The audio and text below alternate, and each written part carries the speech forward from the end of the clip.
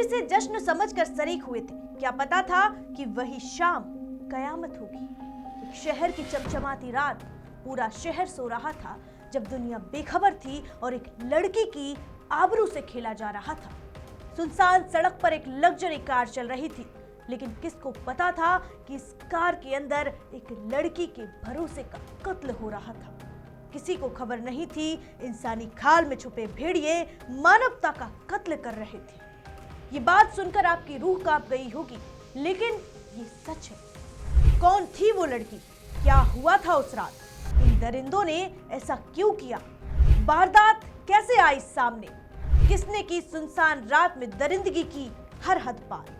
बताऊंगी आपको इस सनसनीखेज वारदात को किसने अंजाम दिया। और ये सिर्फ एक रेप की वारदात नहीं है, बल्कि इस कहानी में दरिंदगी की ऐसी दास्तां छुपी है जो केवल समाज के लिए नहीं, बल्कि हर महिला और पुरुष को सोचने पर मजबूर कर देगी कि किसी के अंदर की मानवता कैसे मर जाती है। देखिए हमारी खास रिपोर्ट।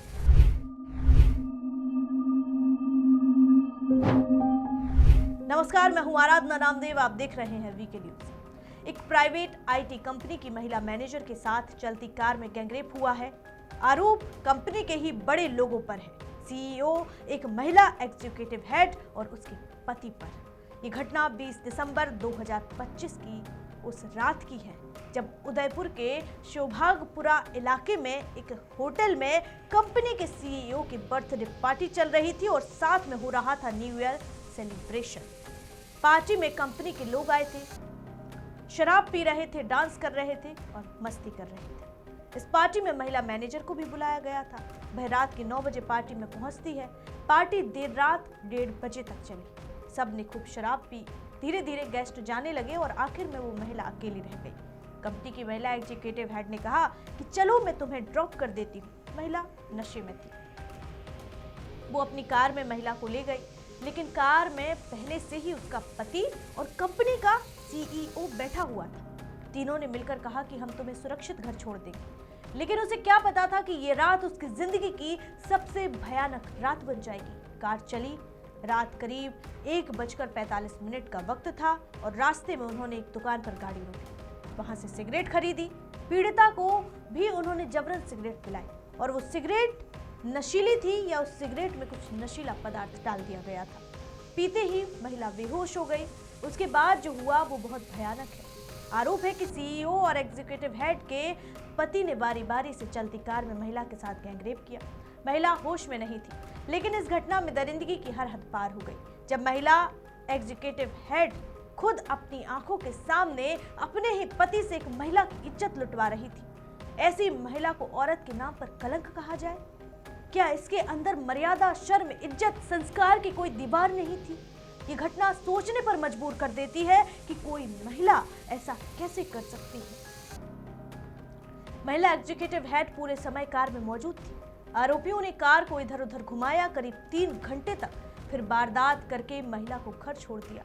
अगली सुबह महिला को जब होश आया तो शरीर पर चोट के निशान थे और कपड़े गायब थे। जब महिला ने देखा कि उसके अंडरगारमेंट्स गायब हैं, उसे पता चला कि उसके साथ कुछ हुआ है।